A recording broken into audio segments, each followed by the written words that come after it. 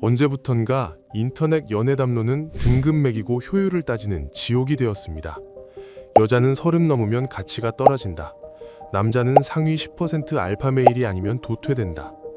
마치 시장에서 물건을 고르듯 서로의 유통기한과 스펙을 계산하는 이 삭막함은 우리를 숨막히게 합니다. 우리는 사랑조차 가성비를 따져야 하는 피곤한 시대를 살고 있습니다. 각자의 편의와 입맛을 위해 사랑조차 효율을 따지면서도 어째서 우리의 연애는 더 공허해지고 무겁게만 느껴지는 걸까요? 혹시 사랑이란 낭만이 아닌 철저한 생물학적 기망이란 말에 동의하시나요? 결국 모든 사랑의 뿌리는 종족 번식의 의지에 있으며 우리가 느끼는 강렬한 설렘, 운명 같은 이끌림은 오직 가장 적합한 다음 세대를 생산하기 위해 자연히 우리 뇌에 뿌리는 마약일 뿐이라면요.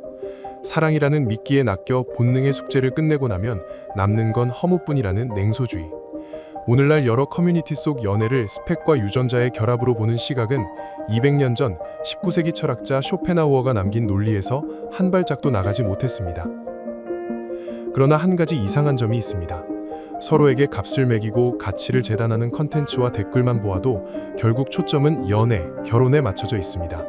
어쩌면 사랑을 부정하는 이들이야말로 누구보다도 애정에 갈증을 느끼는 사람들이지 않을까요? 철학자 스피노자는 이처럼 지독한 냉소에 정면으로 맞섭니다.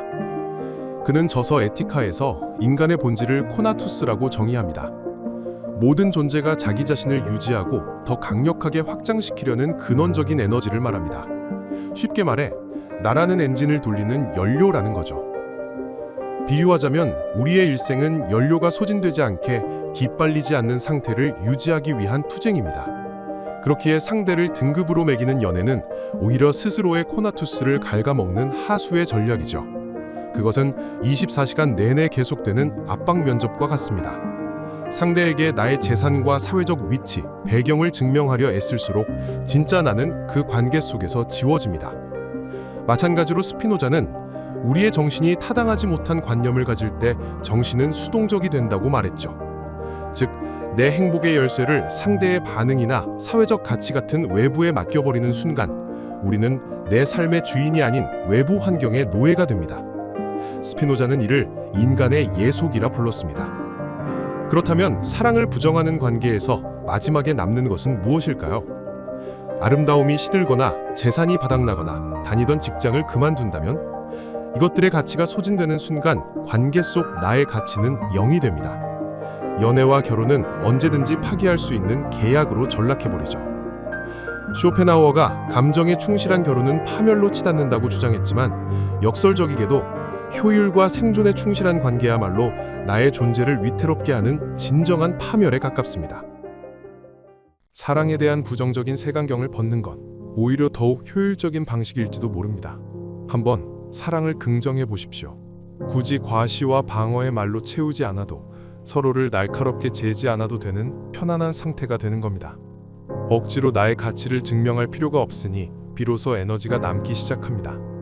그 남는 에너지는 내 피부에 닿는 생활에 직결되는 것들에 나아가 나와 가장 가까운 상대에게 확장됩니다. 그렇다면 사랑은 허상이 아닌 내 삶의 출력을 무한히 키워주는 가장 강력한 생존 버프가 될 것입니다.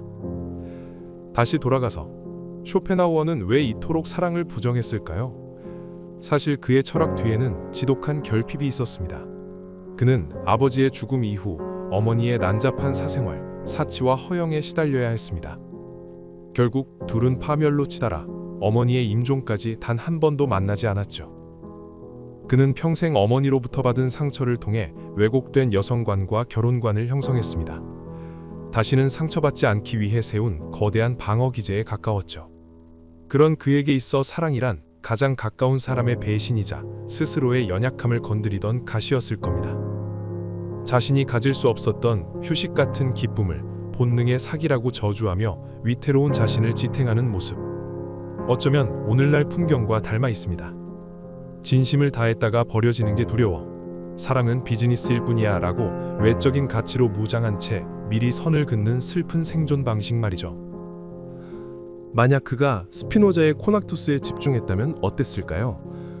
사랑을 본능의 장난이 아니라 자신의 위축된 에너지를 다시 꽃피울 기회로 보았더라면 그의 삶은 조금 더 따뜻했을지도 모릅니다. 내가 매긴 등급에 맞춰 타인을 깎아내리는 그 사이에도 가격표는 조용히 당신의 등 뒤에 붙을 것입니다. 그렇기에 역량을 무한히 키워줄 그 기쁨, 당신의 엔진을 다시 돌아가게 할 사랑의 가치에 다시 한번 집중하시길 바랍니다.